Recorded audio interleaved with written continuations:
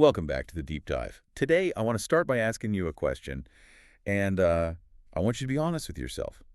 How much of your life do you think is actually yours? That is a heavy way to start a Tuesday. I mean it, though.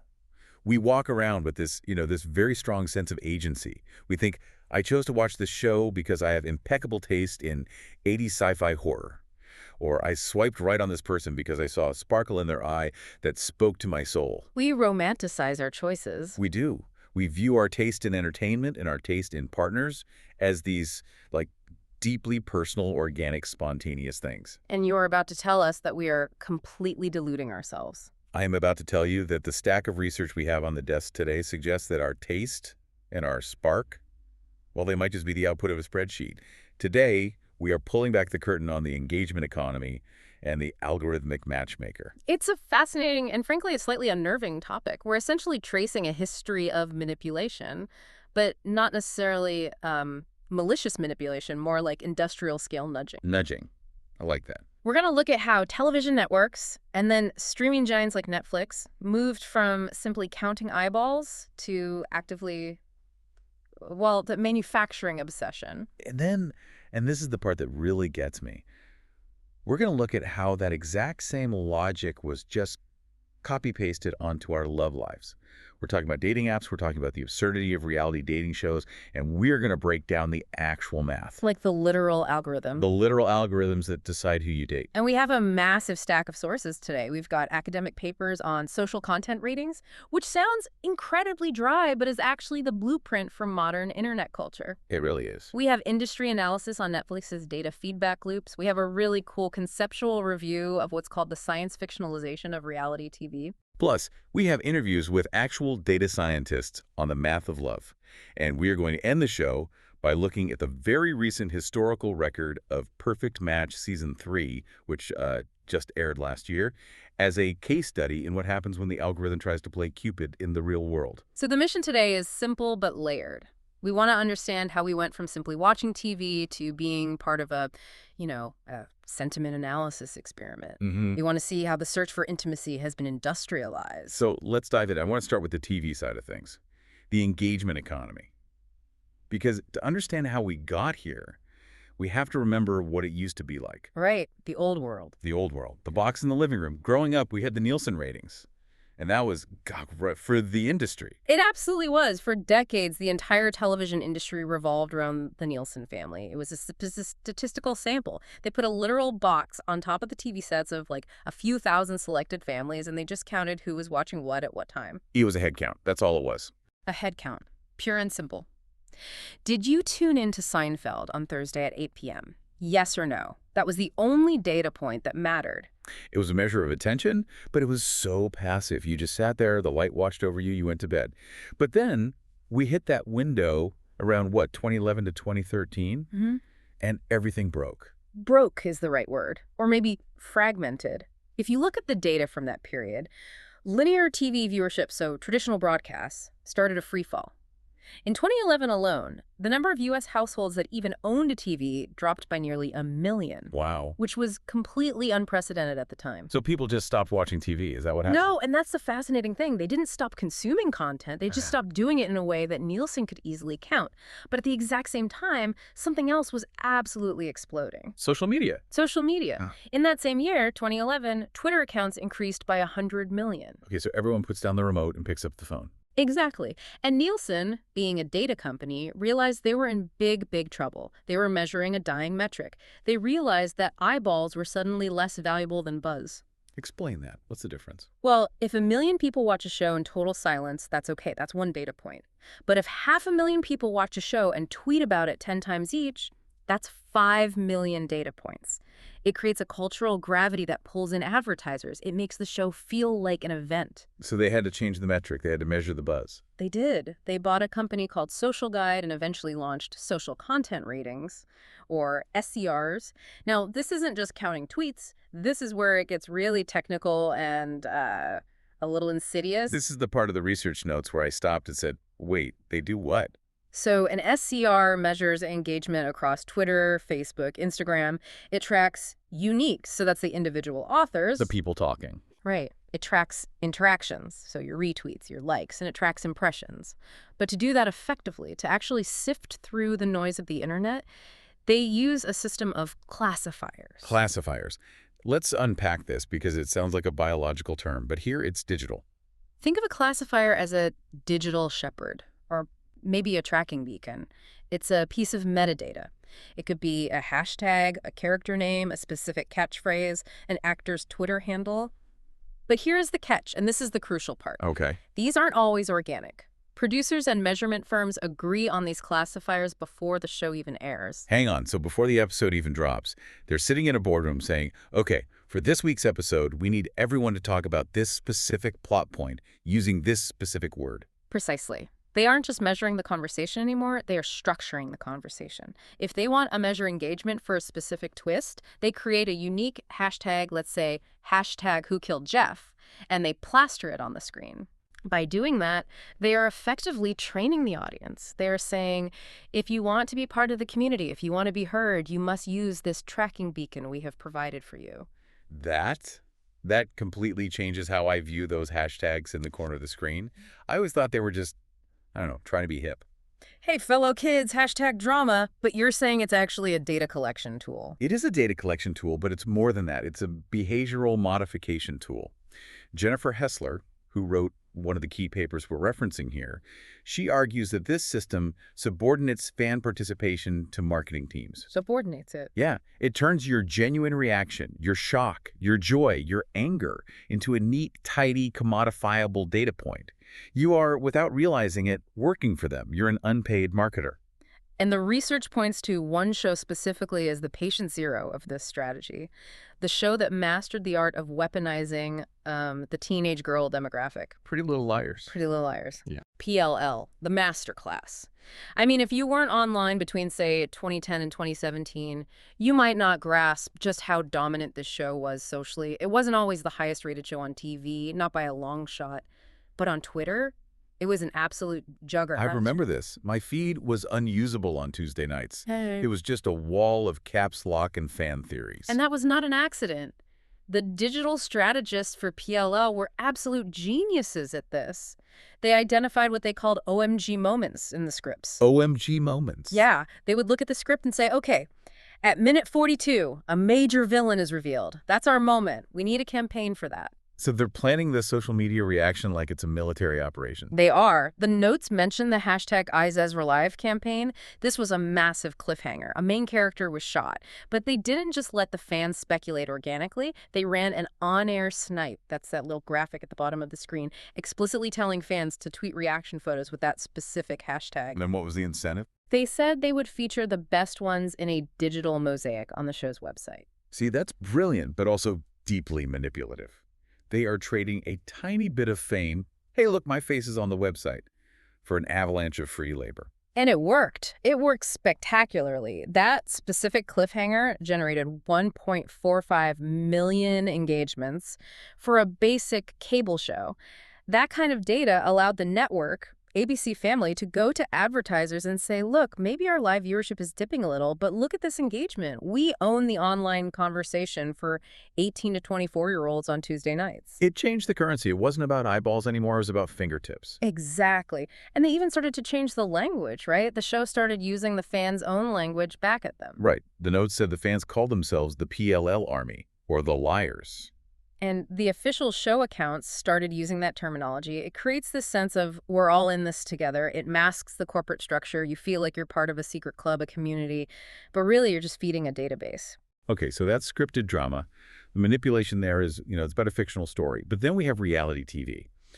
And I feel like this logic gets even darker when you apply it to real people. The outline brings up MTV's The Challenge. The Challenge is a fascinating and much messier evolution of this because in a scripted show, the actors are just doing a job. When the show's over, they go home. In reality TV, the cast members are the product. And their job security, their entire career, depends on their relevance. Exactly. We call this paratextual content. The text is the show itself. The paratext is everything that happens around it. The tweets, the podcasts, the Instagram beefs. On the challenge, the producers realized that the drama happening on Twitter was keeping people interested between seasons, so they started to incentivize it. How explicit is this? Are they in the contract saying you must start a fight with Johnny Bananas online once a month? It's rarely that explicit, but the feedback loop is undeniable. The cast members know from experience that if they have a big Twitter war with another cast member, it becomes a storyline. The producers will literally screenshot those tweets and put them on a giant screen at the reunion special. I've seen them do this. The host, The Miz, will read them out loud. So on Tuesday, you tweeted this. Yes. So if I'm a cast member, I'm sitting at home thinking, if I stay quiet and professional, I probably don't get invited back next season. But if I go online and call my rival a snake, I'm guaranteed 5 minutes of airtime at the reunion. You are directly incentivized to manufacture conflict, to perform your own drama. And this leads to some really problematic behaviors.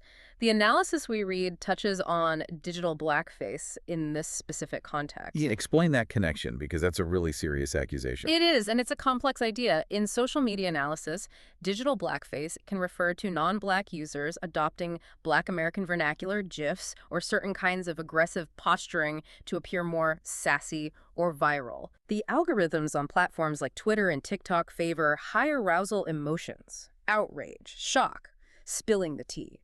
So what some researchers argue is that reality stars, regardless of their own background, often adopt these exaggerated, sometimes stereotypical online personas because they know the algorithm rewards that specific type of clout. So the algorithm is essentially training human beings to act like caricatures of themselves in order to survive in this economy. It's a vicious feedback loop. The algorithm wants conflict, the producers want engagement, the cast wants a paycheck, and so everyone spirals into this state of performative toxicity that's profitable for the platform, but, pretty damaging for the culture. It's grim. It's really grim. But while all these cable networks were fighting for scraps of engagement on Twitter, there was a new player rising up, one that didn't care about Nielsen, didn't care about advertisers, and played by a completely different set of rules. Enter the big red and Netflix. This brings us to Section 2, the Netflix blueprint. Because I feel like Netflix didn't just change the rules, they changed the entire game. They changed the definition of TV itself. They absolutely did. And the fundamental difference, the thing that explains everything they do, is data. Traditional TV, as we said, used the pilot system. Right. You spend millions of dollars to make one single episode. You show it to a focus group of 20 random people in a mall in Reseda. They turn a little dial if they like it. If the dial goes high enough, you make the series. It's basically gambling. It's high stakes, betting on a very small, very flawed sample size. But Netflix doesn't gamble. Netflix counts cards. They rely on organic viewing behavior. Because you are watching on their platform, they know everything. They know what you watched last Tuesday. They know you paused The Office at minute 12 to get a snack. They know you binged all of Bridgerton in one sitting, but gave up on The Witcher after episode 2. And they use all of that to decide what shows to make. They use it to predict success with a high degree of accuracy before a show is even greenlit. This is what the industry calls their secret sauce. They break down content into literally thousands of microgenres or tags. It gets incredibly specific. I've seen some of those categories when I'm scrolling, like cerebral Scandinavian murder mysteries with a strong female lead. Exactly that specific. So they have a model. They can say, we have a cluster of 5 million users who love cerebral mysteries and who also love Actor X. If a script comes in that has those elements, they don't need to make a pilot. They just run the simulation. The probability model says this has an 85% chance of being finished by this user group. Boom, green light. That makes perfect sense from a business perspective, but does it explain why everything on the platform feels, I don't know, sometimes it feels a bit formulaic, a bit safe? I mean, that's the risk, right? If you are engineering content based only on what people already liked, you are inherently biasing the system toward the familiar. But to give them credit, it also allowed them to break open global markets in a way that old Hollywood never could. You're talking about the K-drama boom. The K-drama boom is the perfect example. Before Netflix, the traditional Hollywood executives, the gatekeepers, just assumed that American audiences wouldn't read subtitles. Their gut told them, no, people in Middle America won't watch a Korean show about crippling debt. Squid Game. Squid Game, the most watched show in their history. But Netflix didn't have to guess. They looked at their data. They saw that users who watched niche foreign films had a very high willingness to pay and very high engagement scores. They saw the completion rates on K-dramas and other territories. The data said the barrier to entry is lower than you think. So they just bought the content, pushed it into the algorithm for the right user clusters, and it exploded. The data essentially removed the bias of the old white guys in suits. This is what's called the supply-side shift. Suddenly, you didn't need to know the right producer at the right network to get your show made. You just needed to have a project that fit the right data profile that filled a hole in their library. It democratized access, in a way. It did, but it also mechanized the selection process. It took the human gut feeling out of it, for better or for worse. So we have TV shows engineered for hashtags and streaming libraries engineered by probability models. We are deep in the machine now, but I want to pivot. Because looking at a spreadsheet to pick a movie is one thing. Looking at a spreadsheet to pick a husband, that's a whole different level. And yet, it is exactly where we are going. Let's talk about the visuals of this. Yeah. Section 3.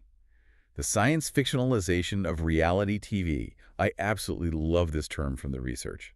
Science fictionalization. It comes from a brilliant article by Sarah Nolan Brooke. She talks about cognitive estrangement, which is usually, a literary term for science fiction, taking you out of the familiar world so you can see things more clearly. But she argues that modern dating shows are using this aesthetic to trick us. It's really noticeable when you start looking for it. I mean, look at shows like The Circle, or Too Hot to Handle, or Are You the One? They don't look like The Bachelor anymore. Not at all. The Bachelor looks like a soap opera.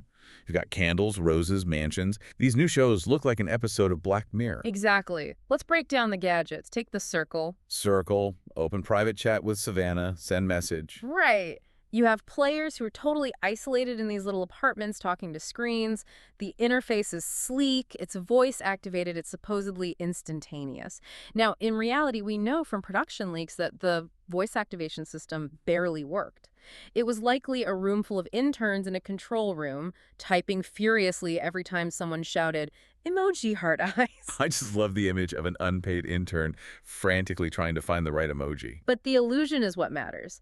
Visually, the system becomes a character in the show. The players aren't just interacting with each other, they are submitting their thoughts and feelings to an all-seeing AI. And then you have Too Hot to Handle, and its star, Lana. Lana, the little cone-shaped robot that sits on the table and watches everyone. She looks like a fancy air freshener. She does, but she acts as a puritanical teacher. She sees everything. If two people kiss, Lana lights up. Lana's disembodied voice announces the fine. It completely externalizes the judgment. So instead of a human producer having to step in and say, hey guys, stop that, it's the neutral machine enforcing the rules. It makes the surveillance feel objective and scientific. But the king of this aesthetic, the absolute peak of it, has to be, Are You the One? The Truth Booth. Yeah.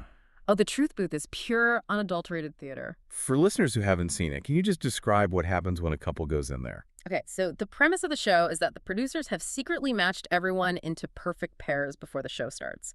To confirm if you found your match, a couple goes into the Truth Booth. They stand in front of this big scanner. There are lasers. Green lights dramatically scan their palms. There's a loud processing sound effect. And then, boom, a giant screen declares either perfect match or no match. It's presented as if they are undergoing a DNA test for compatibility, like it's a medical diagnosis. And that's the trick. It transmogrifies a simple casting decision into a biological fact. In reality, a producer just looked at their pre-show interviews and said, yeah, I guess Bob and Alice would be good together. But by adding the lasers and the biometric scam, they are telling the viewer and the contestants, this isn't an opinion. This is science with a capital S. Why do we buy it? Yeah. I mean, we're smart people. Why do we watch that and not just roll our eyes out of our heads? Because of what the paper calls future shock inoculation.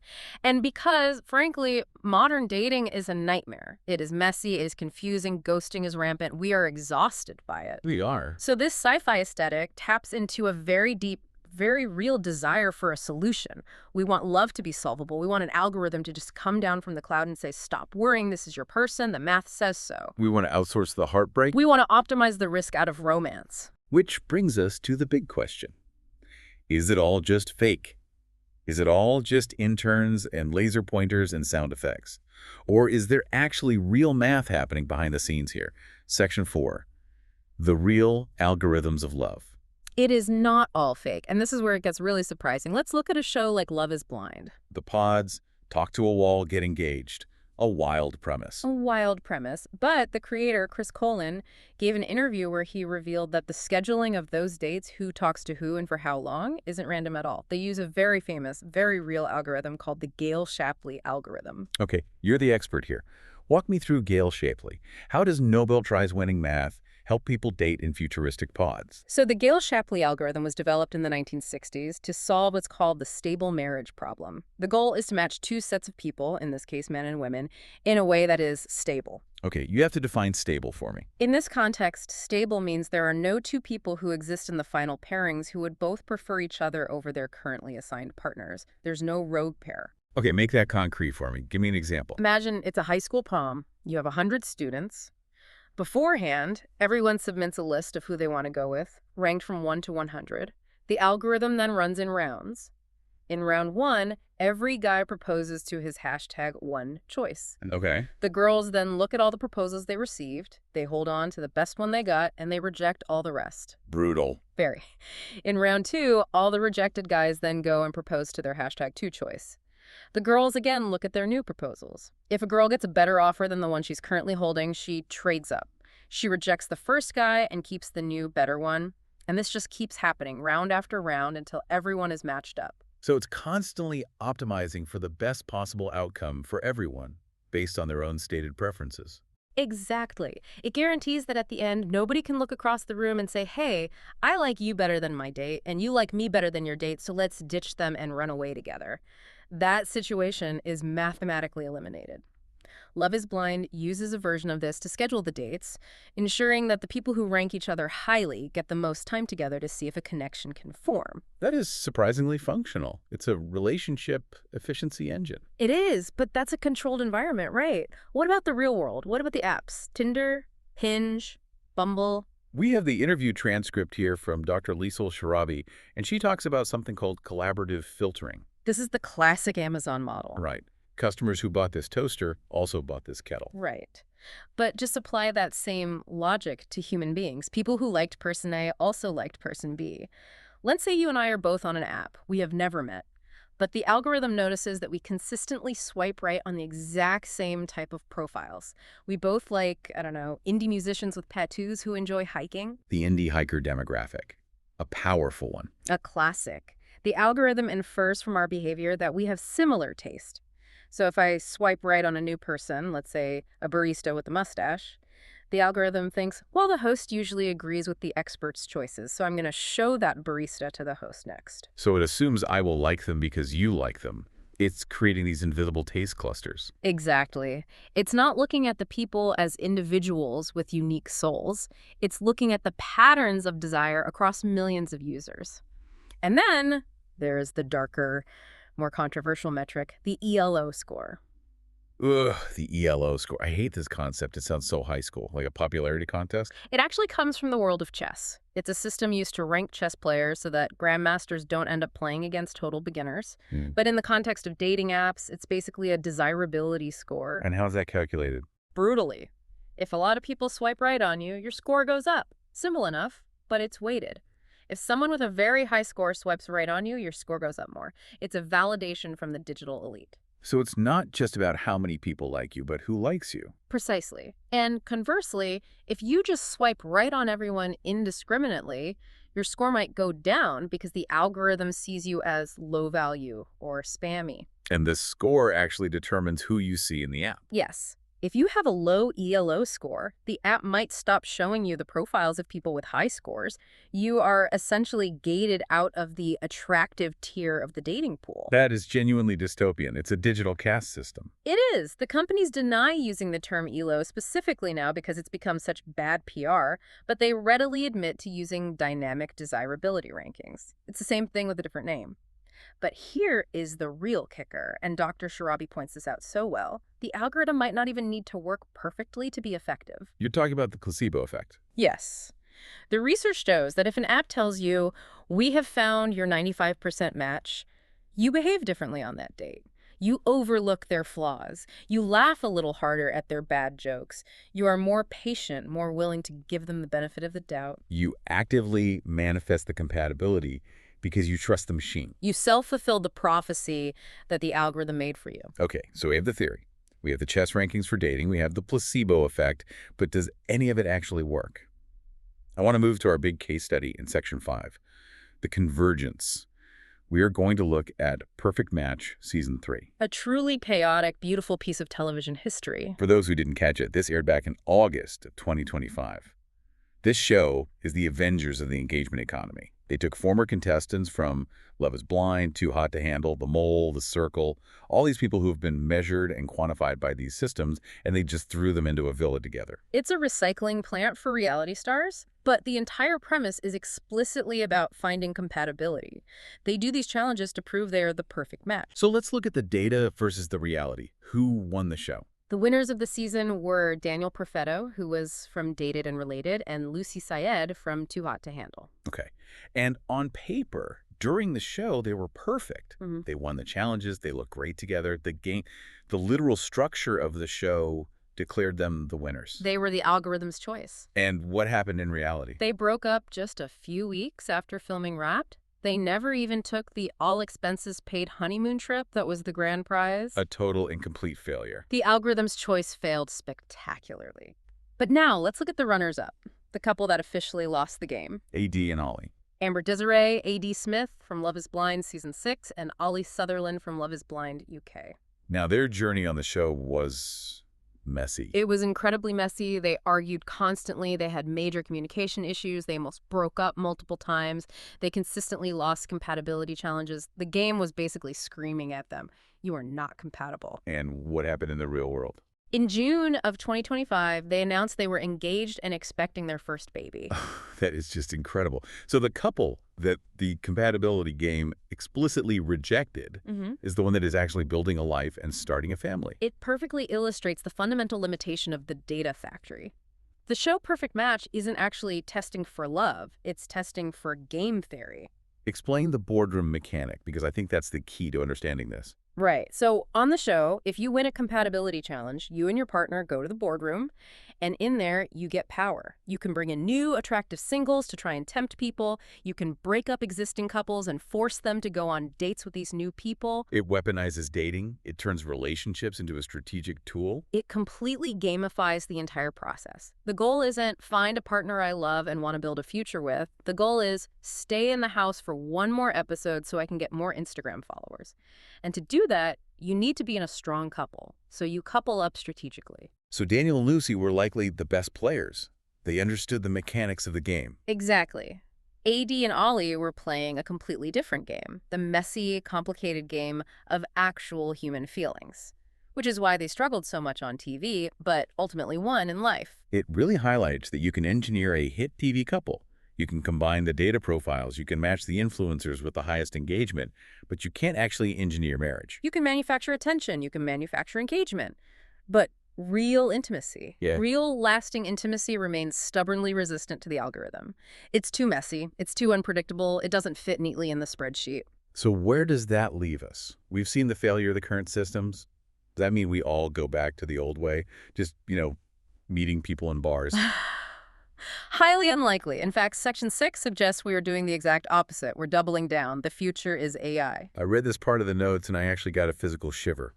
Dr. Sharabi talks about predictive intimacy and the rise of AI chatbots in dating. This is the next frontier, and there are startups working on this right now. The idea is that you train an artificial intelligence on you. You give it access to all your texts, your emails, your search history, your journal. You teach it your sense of humor, your values, your voice. So I create a digital host, a clone of myself. A digital twin. And then instead of you spending hours swiping on Tinder, your digital twin goes out into the cloud, it meets my digital twin, Right. and they go on 1,000 virtual dates in a single millisecond. My AI talks to your AI while I'm asleep at night. Exactly. They simulate every possible conversation. They check for long-term compatibility, values alignment, humor, even conflict resolution styles. And then the next morning you wake up and your phone has a notification that says, "Hey, I met 5,000 people last night. You should really meet the expert in person. We have a 99.4% probability of a successful long-term marriage. That is terrifyingly efficient. It's hyper efficient. It outsources the entire tedious getting to know you phase. It skips all the awkward small talk. But it raises this massive philosophical question. Can an AI truly simulate chemistry?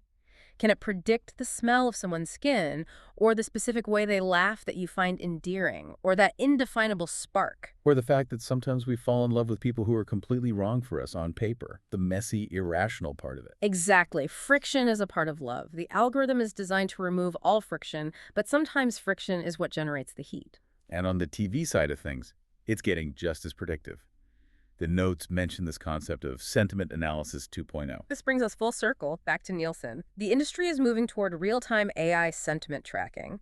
Imagine an AI that watches the audience as they watch the show. It could read your public tweets, maybe your facial expressions via your phone camera if you give it permission, maybe even your heart rate from your smartwatch. Stop. That's too much. It detects the emotional tone of the audience in the aggregate.